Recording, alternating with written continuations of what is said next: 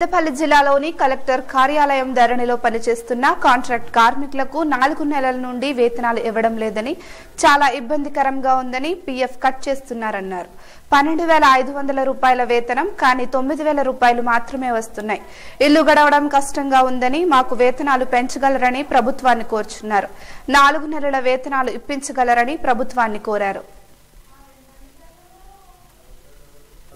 చేపట్టిన భూ ప్రక్షాళన కార్యక్రమంలో భాగంగా ధరణి వెబ్సైట్ని రూపొందించడం జరిగింది. ధరణి వెబ్సైట్ కోసమని ఐఎల్ఎఫ్ఎస్ వారికి కాంటాక్ట్ ఇవ్వడం జరిగింది.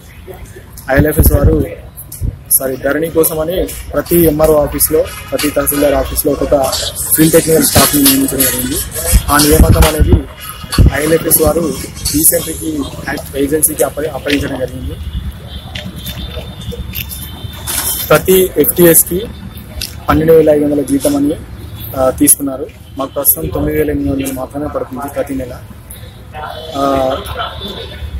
ప్రతి 9,800 జీతం ప్రతి స్టార్టింగ్లో మేము జాయిన్ అయింది మే 2018లో.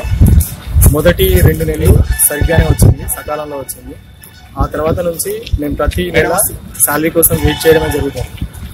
ప్రతిసారి శాలరీ కోసం ఎదురు చూపే జరుగుతున్నాయి. ఇప్పటివరకు గత 4 నెలల నుంచి అక్టోబర్ నుంచి ఇంతవరకు మాకు జీతాలు కూడా రాలేదు. ఈ 4 నెలల జీతం అలాగే ఆగిపోయింది. మేము